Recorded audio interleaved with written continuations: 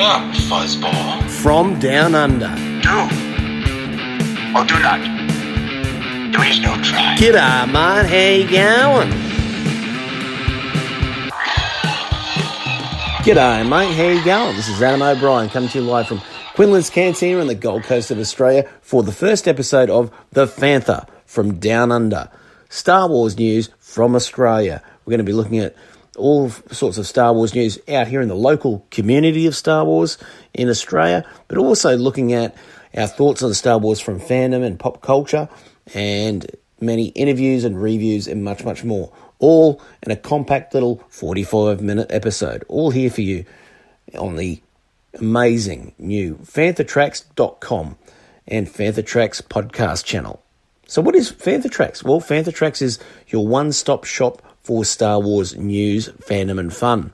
Created by Mark Newbold, David Tree, Matt Booker and of course Brian Cameron. These guys have really come together and brought not just myself but many other fans together from all over the world. Fantha Tracks is just one of those great international podcasts, bring a little bit of slice of Star Wars from everywhere, from Australia to all over the globe. And even though the website itself is UK-based, you're going to get slices of pop culture and Star Wars news from all over the globe. And that's why the team is so exciting to listen to, and obviously in this case also check out the website and read the many blogs and info that we put up there every day. There's just so much up there to check out. So, of course, we're coming to you live from Australia, and we have quite a bit of news on the local front here out in Australia. We've got a director out here in Australia that's about to release his documentary on Star Wars. His name is, of course, Adam Harris, and the documentary is the one, the only, My Saga. So in the coming episodes, we're going to have Adam on the show to talk about his experience in putting the film together, actually going overseas to the United States and catching up with many of the people that created the Star Wars saga, and particularly a lot of the people behind the scenes. He's going to be talking also to many of the people involved in even the radio dramas as well, the Han Solo, all in that film. So in the coming weeks, we'll have Adam on the show to chat about that, and of course the premiere of the film, which is only around the corner. Of course, Adam co-hosts the one, the only, My Saga podcast with Blair Hiscock, and the two of them have done just a brilliant job on, first of all, giving a little bit of insight into the film, but also their own thoughts on Star Wars and where the franchise is headed, which is great. So we'll have that in the next couple of weeks, but also we're going to get into some news here on the Fantha From Down Under. The Fantha, Star Wars news from Down Under. One of the great things about Star Wars out here in Australia is that we have a lot of places for the merchandising to still go out.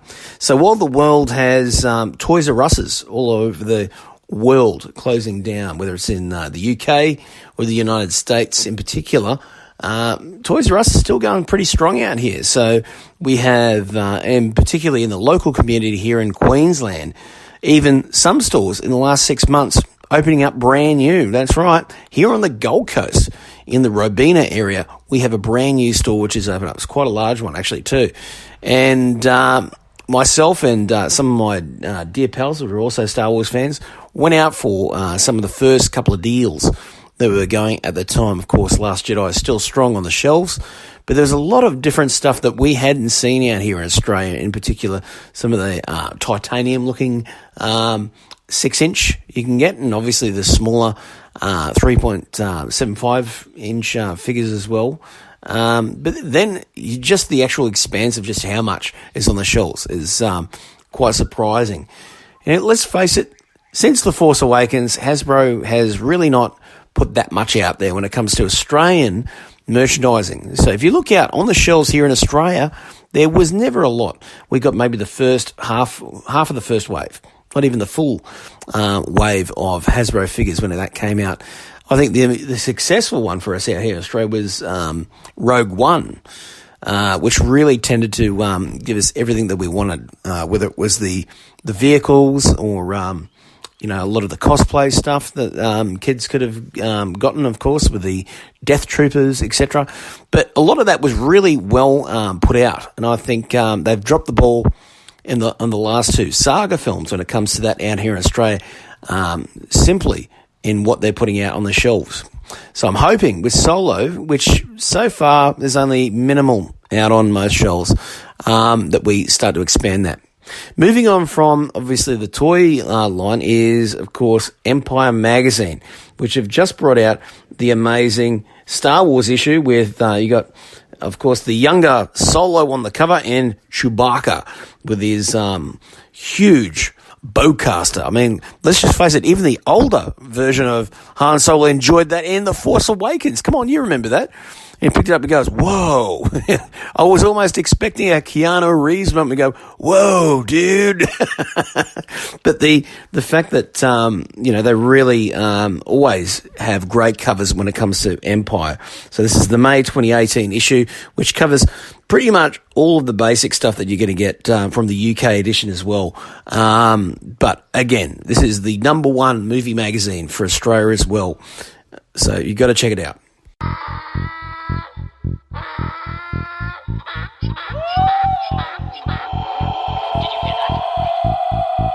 Did you hear that? They shut down the main reactor. Will be destroyed for sure. All right, folks, next up here is David B. Senden, better known as Jedi Jones of Phantom Awakens Radio. We'll talk about Han Solo. We'll talk about what he's been up to and, of course, his thoughts on Star Wars moving forward. Hey there, Fantha Trackers. This is your pal from all the way on the underside of Earth, the Fantha From Down Under. And you know what? I've got one of my dearest pals from the United States of America, the one, the only, the legendary Star Wars podcaster himself. That's right, all the way from the United States, it's Jedi Jones. Pal, how are you? What 6 hours you do? Because he's energetic, you are not.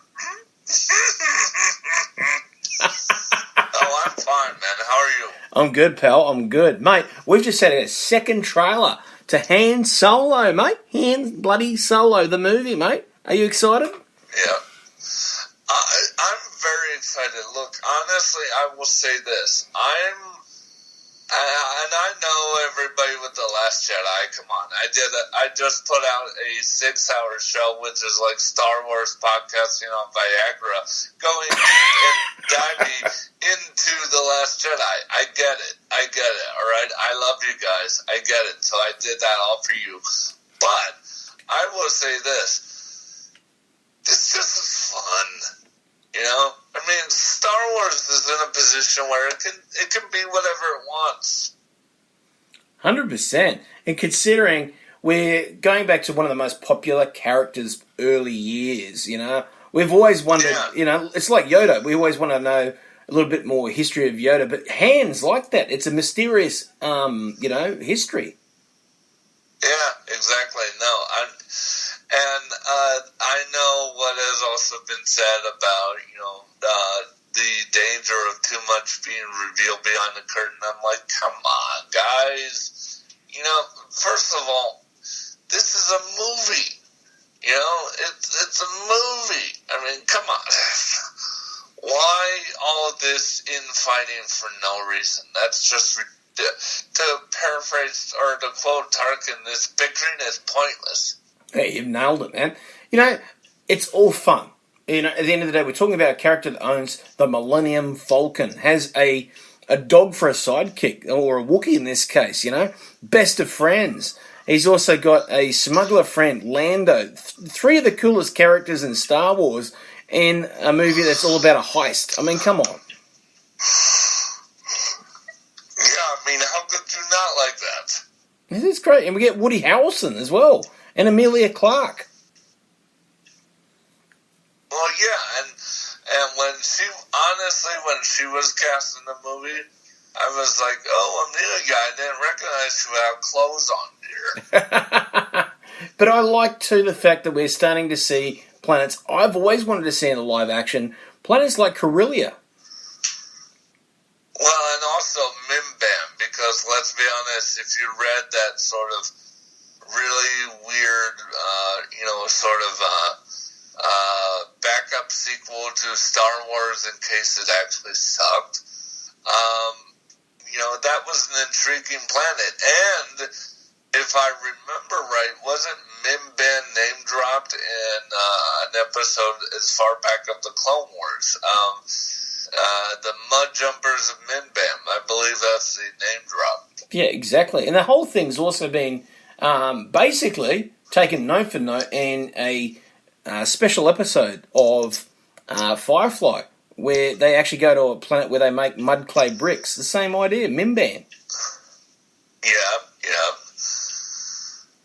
So I'm just like, guys, this is fun, and I will say this, and I know Chris Mock's head would explode if he heard this, but I am more excited for Solo than I was even Rogue One. Oh, wow. That's awesome. That is awesome. Now, Chris, I hope you're sitting down hearing this somewhere, but I am more excited for Solo than I am Rogue One. Sorry, bud. And you know what we love about this movie, too? One of the big elephants in the room is the new Falcon. Or is it the old Falcon? Yeah, actually old, because it was revealed, I believe, on the Star Wars show. Wonderful show. I mean, every time I watch it, I feel like I'm watching myself with my future employers. But, I know, right? Because that would still be me. But I've got to say that one of the things that was revealed, I think, was that the Falcon is actually inspired by the old Ralph McQuarrie design. Mm-hmm. Certainly is. It looks, I mean, we've always realised that painting makes the tip of the Falcon look longer, in particular. So there was an extension to that in those paintings. But when you look at it too, I like the fact that you're looking at something you know well, but also something that's slightly different. Yeah. So I love it, and I'm loving, especially in the TV spot that came out. The crew TV spot. I love that. The dynamic between Han and Chewie. Oh yeah, it's huge. And one of the great things about that too is we're starting to see them with their, not just the Wookiee finally himself, Chewie, taking that risk of joining this young smuggler, but also we're starting to see that friendship kick into gear where they're starting to look at each other and going, hey, like the card game, oh, that's a bad hand. And just the look that the Wookiee gives, he goes, whatever it is. Oh, yeah, where Chewie just scoffs. Oh, yeah, he's like, that's a bad hand. I love that. Oh, it's great. I love that. He's 190 years old. You think he would know a few things. No, that's right. You think he'd know how to play sabak. Yeah. And I think that's the great thing. We're going to start to see some of these, elements come into play. What makes you think Wookiees play sabak? They could just rip the arms out of their opponents. Well, that's just true. One of the interesting things I've read about Lando in this film is he's at the end of his smuggling days. He wants to go clean. So one of the things is him losing the game. We know this story. Obviously, he's going to lose a bet, and in the game he hands over the Falcon as part of the winnings. But I think it's almost like he's giving away a burden that he's had, which is he wants to clear up his criminal life and moving on to something more legit. And Cloud City's the best thing it could come up with.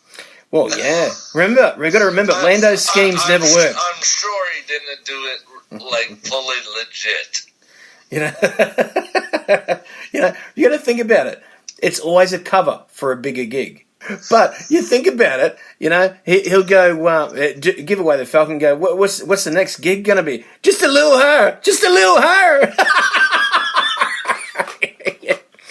Yes. After more credits, man. Now, Alden Ehrenreich, I think, has already proven, just in the trailer footage we've seen so far, that, first of all, he has a love for this universe that he's getting into, because you can see the passion of his acting on screen. Exactly. And this is why, and look, I no insult to injury toward Anthony Gruber. I think the kid is fantastic. Would I welcome him into Star Wars at one point? Sure. But as something else. But here's the thing. This is why you need an actor with acting chops, because an impressionist can only get you so far. 100%. Will be destroyed for sure. Coming up here is TechnoRetroDads co-host Jedi Shua. We chat about Star Wars, his thoughts on Last Jedi and other things. And of course, anything retro. It's Shua. All right, welcome back, Fantha Trackers. This is the one, the only Fantha from Down Under. The man himself, Adam O'Brien, here with Jedi Shua of TechnoRetroDads. Here to chat a little bit about Solo. I mean, we love Star Wars, but now we get to finally see where Han Solo came from. Mate, are you pumped for this movie? Oh, man, yes. I mean, I'll be honest with you. I'm pumped for every Star Wars movie, before, during, and after when I see it. But this one, the trailers have got me more pumped up about it, because I kind of know what I'm going into and know what to expect. So I am totally fine with a few spoilers. It doesn't bother me a bit. Gets me hyped up. Oh, it does seem here. I mean, I'm to the point where I get a rough idea of what a film's going to be. As you mentioned on another podcast we chatted on, where the idea is going in to get the framework of something, but still get the surprises. Yeah, exactly. Yep. And again, that's what makes it an experience for me, not just during the movie, but before the movie, right? Mm-hmm. So I've got months and months to get hyped up over this. So this is great. I can't wait. Now, Alden Ehrenreich, a lot of people have, said what they've said about, he's too short to be Harrison Ford, or he's doesn't look enough like Han Solo. What are your thoughts? Okay. It doesn't bother me. Sometimes it takes me a couple minutes to maybe get used to something like that, and I think this one might be like that, But I think after a few scenes of seeing him here, he's just going to be the character of Han in this movie. And I don't know, maybe that's growing up with so many different James Bonds or something. I don't know, but it doesn't bother me. I think if they're doing a good performance, then it works just fine for me. Same here. And we get Juanis Suotomo back as Chewbacca. And the Chewbacca I'm seeing in the trailers looks great. I mean, we're starting to see those really, the first moments of their friendship to begin with. But even the card game, we're starting to see him see the bad hand that Han has. And he's like, oh. I'm really looking for... First of all, Jonas is doing a really good job with the mannerisms of Chewbacca. I'm impressed with that. And that has got to be something that is a talent. I don't think that comes naturally. To imitate a complete other actor is one thing, but to imitate an actor that's completely covered, doesn't even talk, and you're just imitating, the tilt of the head and the way the walk, I mean, that's impressive. But what I'm really looking forward to is what you were talking about, the building of that relationship of Han and Chewie with the little moments, We don't really get to see those little moments in any of the Star Wars movies, maybe a little bit in the Force Awakens, when there's a little bit of banter between the two of them, oh, I like this gun, or, oh, really, you're cold, that kind of stuff. That stuff, it just felt established in the original trilogy. Oh, it certainly did. You just kind of took it. But then, now I was a big reader of the Marvel comics growing up, the Marvel Star Wars comics, and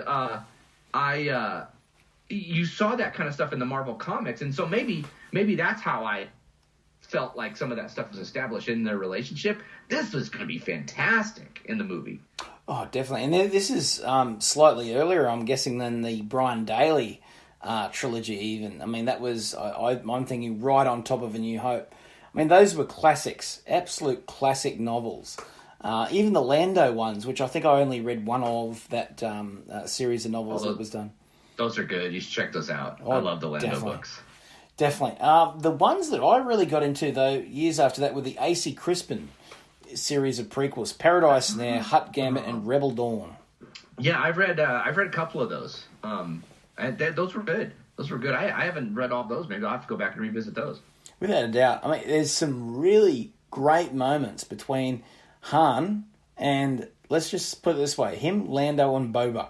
And when they get a chance to play a bit of a trick on Boba Fett, it's well worth the read, because I just cacked myself stupid. I had to reread the chapter 3 times to get past the laugh. All right, I'm going to check those out. I'm not sure which line you're talking about, so I'll read them and see if I can figure it out. Without a doubt. Now, we see the Falcons change slightly.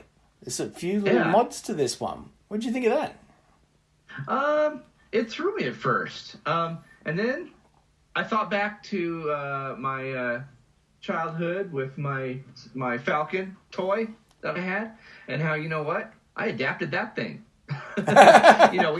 We would do different things to that. I mean, first thing I did was I would pull a little cardboard backing off of the inside, so he had a hallway to walk through, right? So he could go to the cockpit.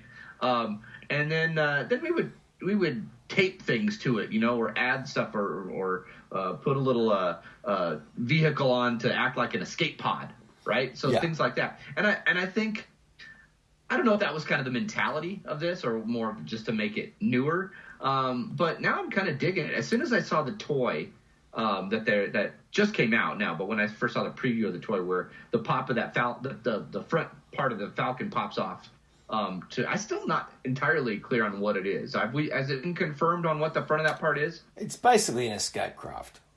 Is it an escape craft? So I thought maybe it was cargo. Right, like well, that was it could how, be. It could well be. One of the ways the Falcon carried like a cargo crate. But I've seen now on certain things, I think the toy even, that it's an escape pod. So I'm fine with that. But, I'm just waiting for a fan to come along and say, but the Legacy Falcon has an escape craft. It's got 3 or 4 of them built into it. Okay, that can be like that in your mind, sir. You let it be whatever you want it to be. Just go along with the ride, is what I'm saying.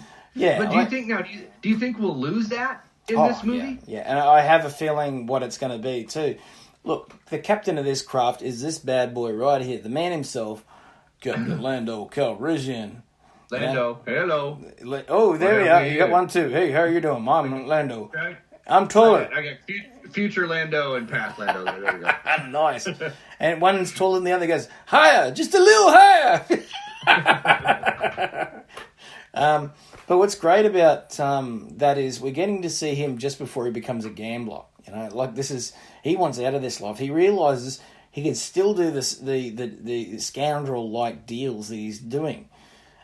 He's basically the Michael Caine wants to be in Dirty Roddy Scoundrels. This guy's actually doing it right.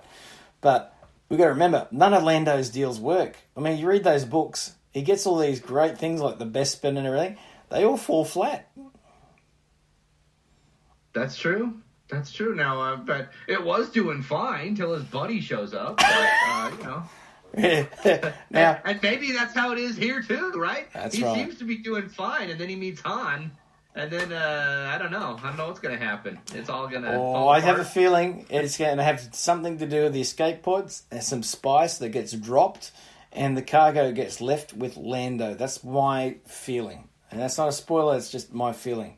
I think they're going to tie that right into the first film. Is that he gets locked up with the Imperials? I reckon. Oh, that's interesting.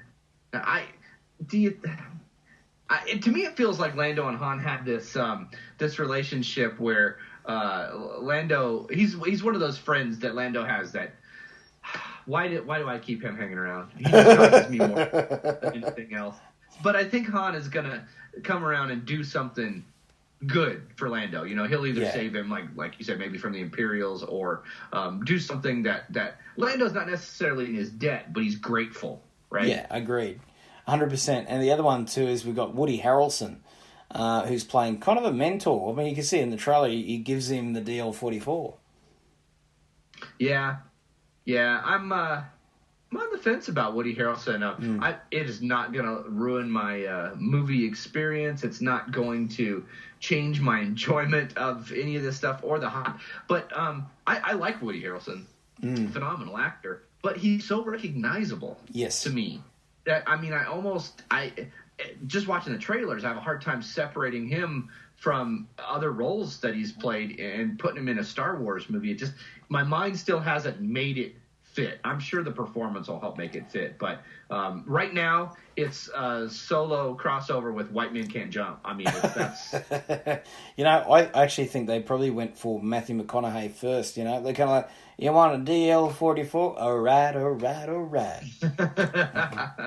Yeah, see, just even though anybody that is so well known, and that was one of the things that George Lucas did when he did the original trilogy. He was finding unknown actors, with the exception of Alec Guinness and Peter Cushing.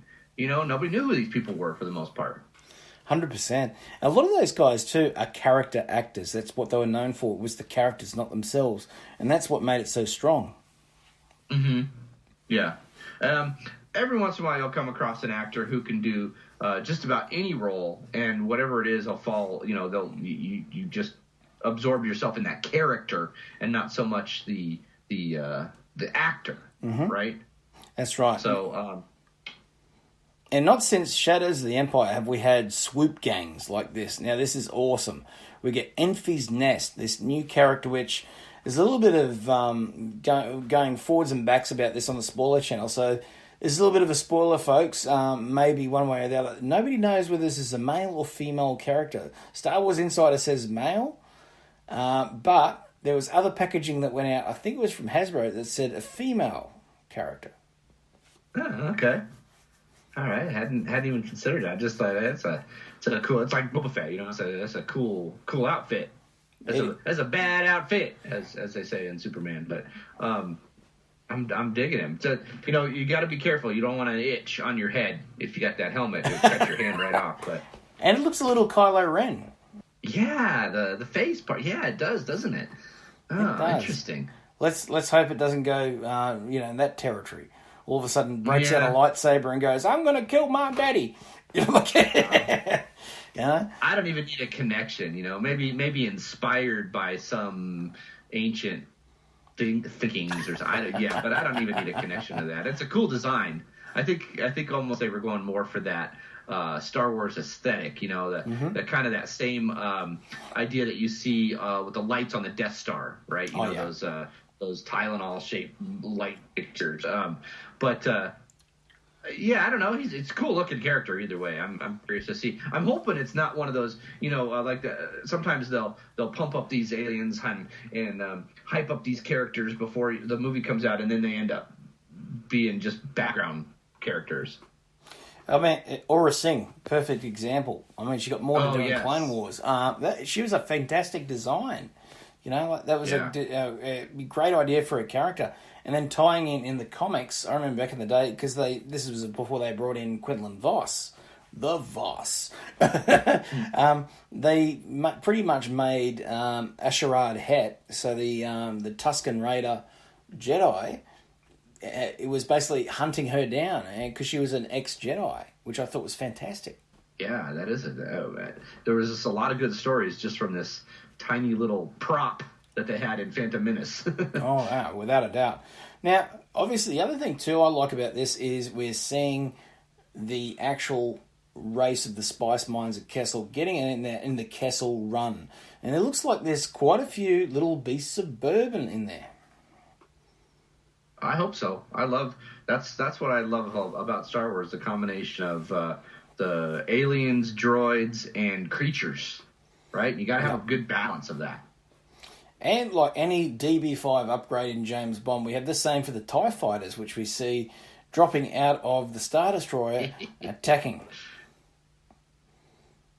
That whole scene, that space run scene, I think that's going to be the scene that spotlights Han's true Falcon piloting skills right there. They end up probably tearing apart the Falcon to where where we see it.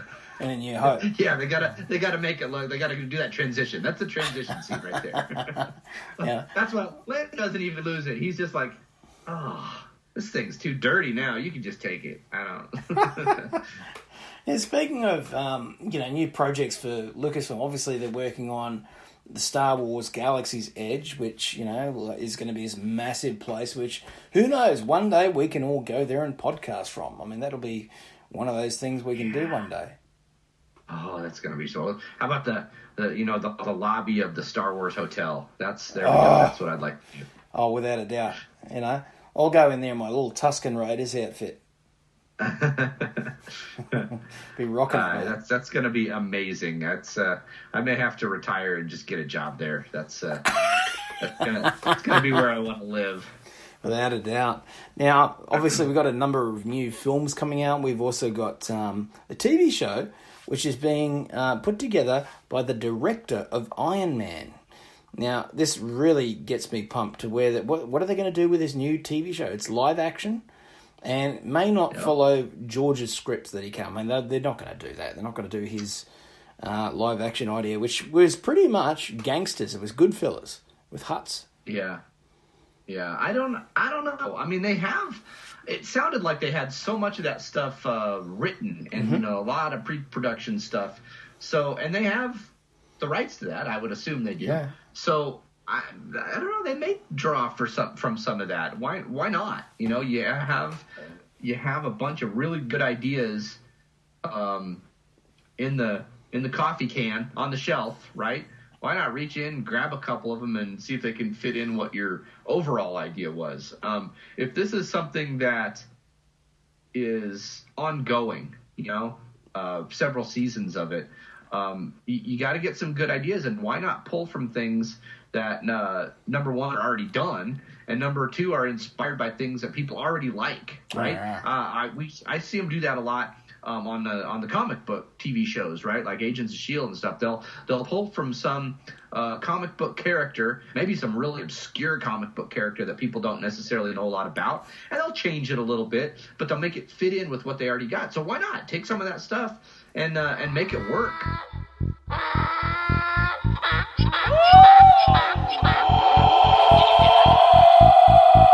Did you hear that? They shut down the main reactor. Will be destroyed for sure. Joining us from Fantasy Flight Games is Keith Kappel, one of the great writers working on the Star Wars material over there. Here is an excerpt from our YouTube channel interview with him. I hope you enjoy it. It's an absolute honour to have you on here. Now, before I go into it too deep, folks, myself, I've been playing Star Wars, whether it's from the West End games, Wizards of the Coast, and I have to say, the work done on the Fantasy Flight Games game itself, the system, everything, is so revolutionary, and to see a bunch of old gamers like myself and my team absolutely go to mush like kids, mate. Honestly, we were just so, it was like a new toy. It came out and like, oh, wow. And everyone was diving through the books, wanting to know more and more, mate. So, mate, well done. Oh, yeah, I mean, I wish I could take credit for all of it, but, like, really all credit to Jay Little for designing an amazing game. He also designed the excellent X-Wing miniatures game. Sam Stewart for heading up the RPG department over there, and all the other great devs, especially some of the people early on, like Katrina Ostrander and Andrew Fisher and Max Brook, who really helped shape what that line was going to be. And Zoe Robinson, the art director at the time, who really shaped the look of that product line, and it's gorgeous. And one thing you always hear about people who get a new book, when I'm desperate for feedback on what I've written, is they love to tell me how gorgeous the art is. And I'm like, well, that's great, but why don't you talk more about me? And they're like, no, but this one art piece, and which is great, though. The art's gorgeous. It's a privilege to have my words anywhere near the beautiful art that's in these books. It's worth buying for the art alone, I would say. But I think the wealth of information is some of the best of any source book or RPG I've ever, encountered. I mean, this is one of the great things about RPGs in general, is the amount of wealth of information people can get, regardless of just playing the game. Sure. I think that gets overlooked a little bit, is that for people who were fans of the old essential guides that Del Rey used to put out for Star Wars, where they would be like Essential Guide to Species, and there's all these different information about the aliens. The RPGs do a lot of work similar to that. And so even if you don't play the game, which you should play the game, but even if you don't, these books still have just a lot of value in that they contain a lot of lore information about the Star Wars world. I know the most recent book, I'm sure we'll get into it later, Dawn of Rebellion, I got to work on 4 new alien species from Rogue One. Well, 3 new ones and 1 old one in a way. But I got to develop a lot about like their home worlds and their, social customs and the culture, and that's not information you're going to find anywhere else in the short term. Anyway, the dream is always that something I wrote works into other products and stuff, but I don't know if or when that happens. But yeah, there's a lot of information about worlds, about species, about equipment and vehicles, stuff that's unique to building the world of the RPGs. West End Games was famous for having developed a lot of that like early expanded universe information, because for a period of time in the late 80s and early 90s, it was kind of the only show in town for new Star Wars information and lore about the world. And they also, of course, got carte blanche to do whatever they wanted in a way. Without a doubt. So let's take a trip down memory lane and look at, when did you first get into Star Wars? When did you really get that itch that it was the fandom for you? So, I was born in 79, so I was not old enough to go to A New Hope in theaters or to remember Empire Strikes Back in theaters. And really, my earliest Star Wars memories, I certainly had the toys, lots of Ewok toys. But I remember just as a kid, it was something always on. We had the VHSs, I think, at home. So it was just on a lot. And like most smaller children, I think I was into it. I had a phase, and then it went away. And where I really got deep into the fandom was leading up to those special edition releases. So those came out in like 97. And I want to say I started getting into it right around the time of Kevin J. Anderson's new Jedi trilogy thing in like the 92, 93, 94, somewhere in there. It was like early high school for me. And then once I discovered that, I went back and read like the Zahn trilogy and the Brian Daley Han Solo trilogy. And then I was kind of I was in. So I was reading everything. I was getting all of the role-playing game content, because again, that was kind of like, there was a lot of it out there and there wasn't a lot of anything else. So yeah, it kind of spun through that, and it culminated with the special editions and like the episode 1 release, and then it was like, well, I guess I'm the Star Wars fan guy now. That's who I am, because I love it, man. It's the modern day myth. It's our Hercules, our Iliad and the Odyssey, and it has a lot to say about our culture, and it's weird because it's not just our culture as it's not a uniquely American myth, right? It's very accessible to people around the world, like yourself in Australia, and people in other countries love it as well. So. Yeah, I think that's the genius of George Lucas. He was able to tap into what makes myth great, not on just one level, but on so many levels, from everything. That's why legends like that, whether it's going back to the Hercules or the mythology of Arthurian legend and stuff like that. And it doesn't matter which one, but it's all something that we can tap onto. But speaking of that, what is your favourite character in Star Wars, and why are they so good? Ooh, you're getting hard now. This is like choosing between children. But I'm a Han Solo first guy of the main characters. I was never a big Jedi person. Certainly all of my early role-playing game type characters were more like smuggler, bounty hunter, scumbag types. Because that's sort of just what I enjoyed exploring. But some of my favorite characters are guys that get very little screen time. I'm a big Dengar fan, and I'm a really big Garvin Drace Red Leader fan. He looked like a drunk Texan showing up to the biggest fight of his life in A New Hope. And not that I'm drunk or a Texan, but for whatever reason, I strongly identified with that. So those guys always have a special place for me.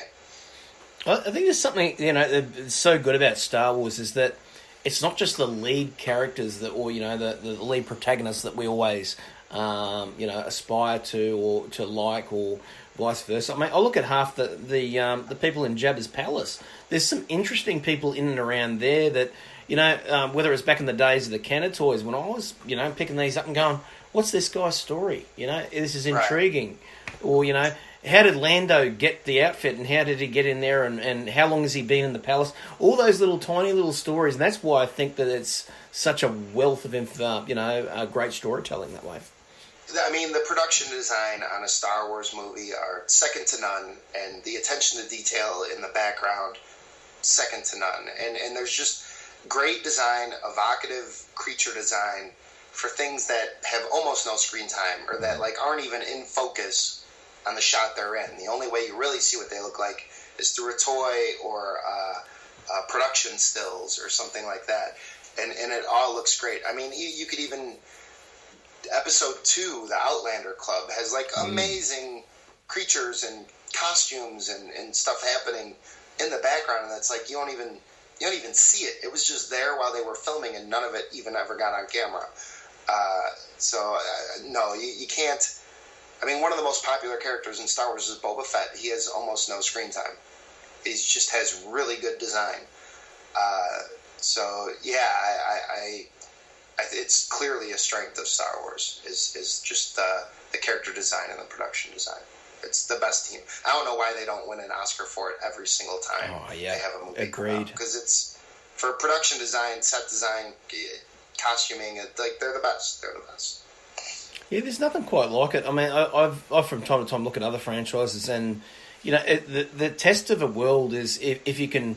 Maybe if the camera's focusing on obviously the characters that we're meant to be following, if you could just turn the camera this way, and see a whole other story going on with others, that's a real world. I mean, Ridley Scott's probably the only other person that could do it, apart from George at the time.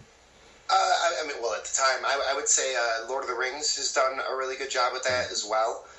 The original Lord of the Rings trilogy had a similar sort of attention to detail and interesting looking things happening everywhere you looked. But it's rare because it's expensive at the end of the day. It's expensive and it's time consuming, and the movie making is a business first and foremost. So it's rare that people put a focus on that. But it's welcome, and obviously people gravitate toward it, right? And certainly Star Wars has made its money back spent there on merchandising 1,000 times over. So,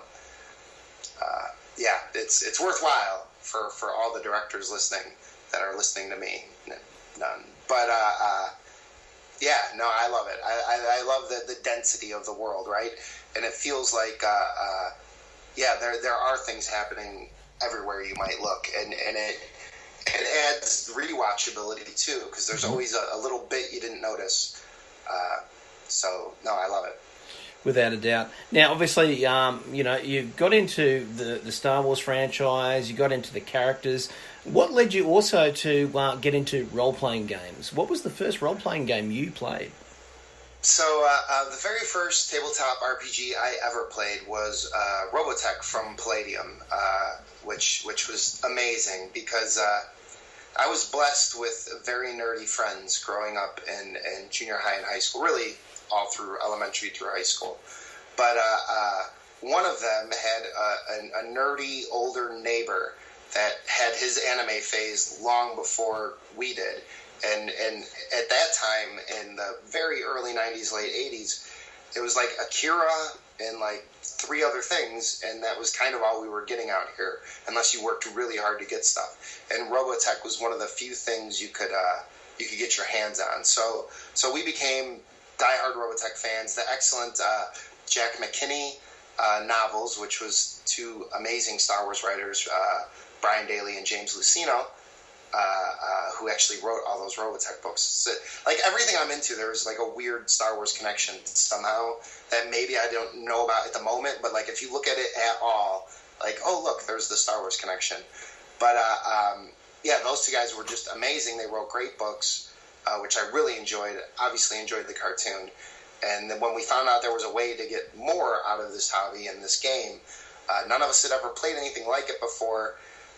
I'm still not sure I could explain the rules of how a Palladium RPG works, at least that version of it, because it was kind of a weird Dungeons and Dragons old version. It's like what Paizo does now, but like in a weird. They started with like a weird rule set. I don't know, but we loved it all the same. We made it work. Really, all any RPG is, it's a framework to have a collaborative, improvisational storytelling game.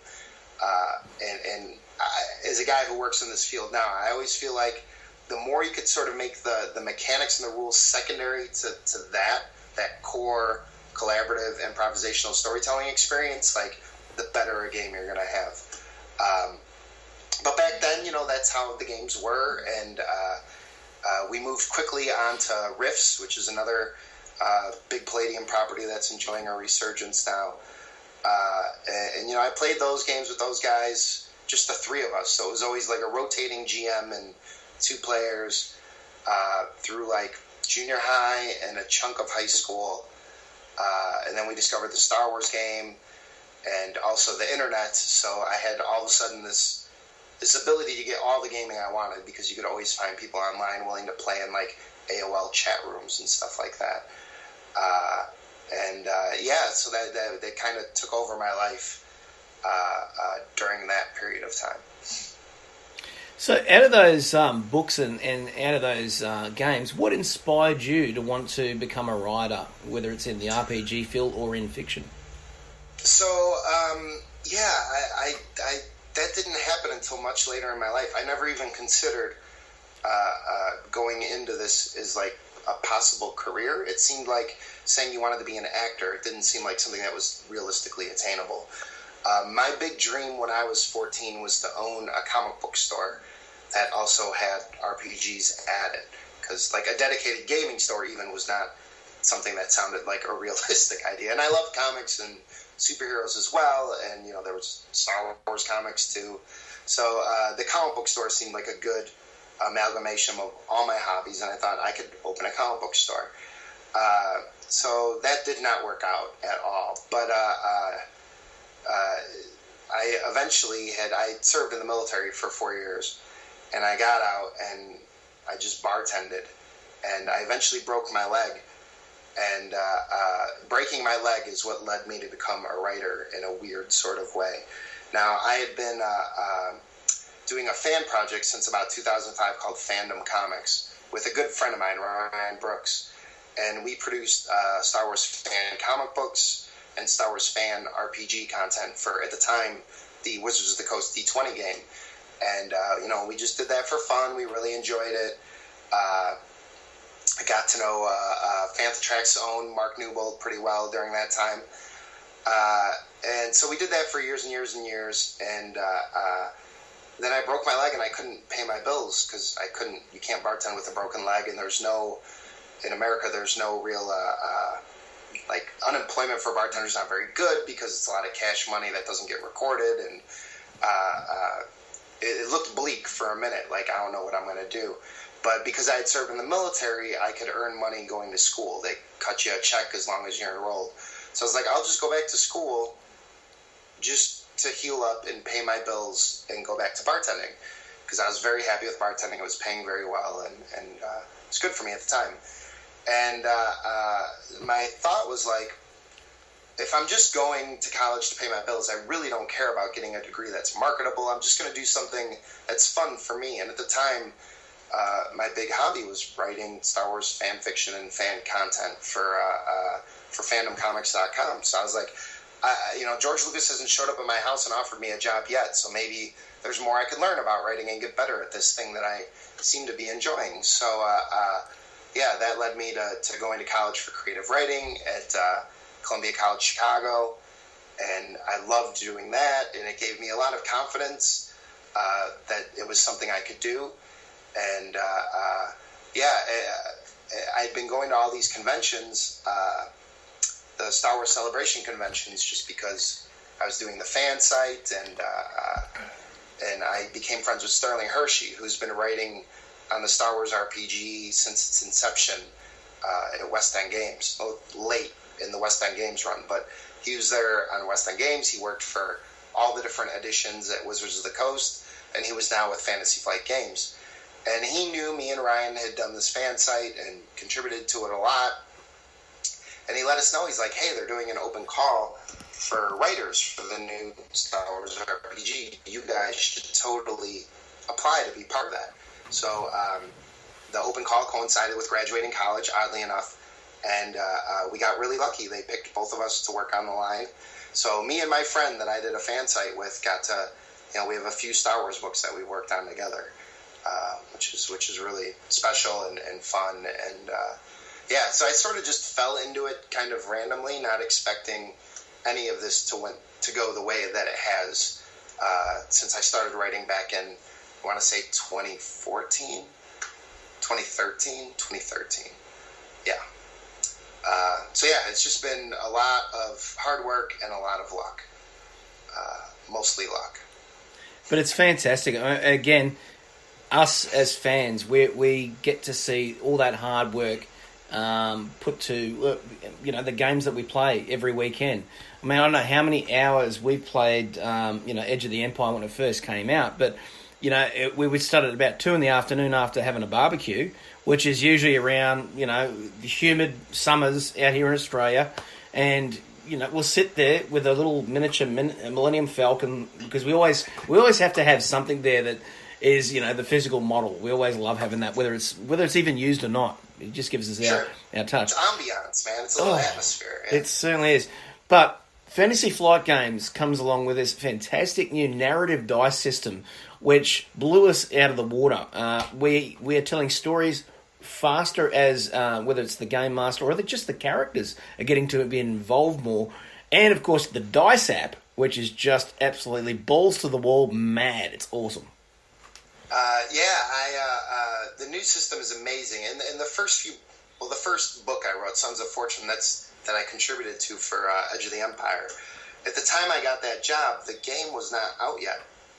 So I had to write like a modular encounter, which are like mini adventures, and like planet write-ups and all this stuff without really understanding what this game was or how it worked. All I knew is there were funny symbols on the dice, and I better figure it out in the next couple of weeks, or else I'm going to ruin this amazing opportunity that just fell in my lap.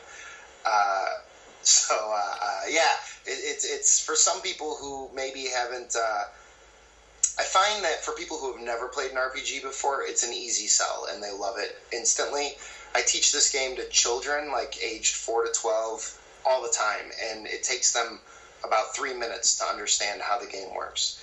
The people it's tricky with are the people who have played RPGs for years, because it's so different from all this accumulated knowledge that they have of how these games work, that I find they're actually the hard sell. I'm trying to get them to go along with the funny symbols on the dice and figure out how it works. But once you get buy-in from those people, once they're like, oh, I get what this is doing, something clicks, and then it's really, in my mind, the most fun you could have at a gaming table, period. I can remember even saying to James, one of my mates, he was the one that bought the core book we mentioned just off air earlier, and I chucked a Yoda voice on. I said, "You must unlearn what you have learned." And it's true. It's true, isn't it? So there's no D20s and there's no mathematics. It's all abstracted, and I think the strongest part about the Fantasy Flight Games system, which now works for Genesis for all sorts of settings as well, not just Star Wars, but the real strength is that it's not a binary yes or no, you did the thing. There's these multiple axes of success and failure. So, yes, you might have, if you're trying to swing across the chasm, yes, you might have, but something bad might have happened as well. Maybe your grappling hook broke, or maybe the stormtroopers on the other side got the bridge extended so now they can chase you. Or you might fail at something, but something good also happens. Like maybe Leia gets dropped, but something good happens. She lands on a lower platform and has a good shooting position or something. So it creates these more complicated results than just like, I try to chop the orc. Yes, I hit the orc. It did this much damage. It becomes this very sort of mathematical tactics game, because we have competition with video games in a lot of ways, and at the moment, video games seem to do simulation and tactics type games better than a tabletop RPG game can, or miniatures games too do a lot of that sort of tactical simulation stuff better than RPGs can or will. But what RPGs do better than everything out there right now still is this collaborative improvisational story. One of the more interesting places here in Australia to check out pop culture and, of course, Star Wars is Zing Pop Culture. You'll find these stores all over Australia, but with Zing, it is a fantastic place to find all sorts of Star Wars merchandise. One of the great ones that Zing has is, of course, the Marvel run of Star Wars comics. They have many limited editions of. The Storms of Crate edition came with a brand new cover, one that was Zing Pop Culture's own unique cover. There's been the same for the Han Solo Marvel series as well, and many others. So worth checking out here in Australia, Zing Pop Culture. Princess Leia wasn't on my light. Hey, go, Mike.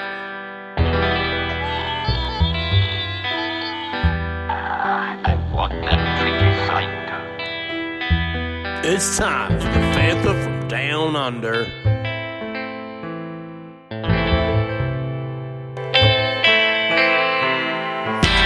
I hope you've enjoyed this episode of Fantha Tracks Radio's Fantha From Down Under. You can catch us on iTunes, SoundCloud, FanthaTracks.com, and anywhere where you find great podcasts. Be sure to check out FanthaTracks.com for all your Star Wars news in one single file. I'm Adam O'Brien, all the way from Gold Coast in Australia at Quinlan's Cantina. I'll catch you next month. Stay awesome. May the Force be with you.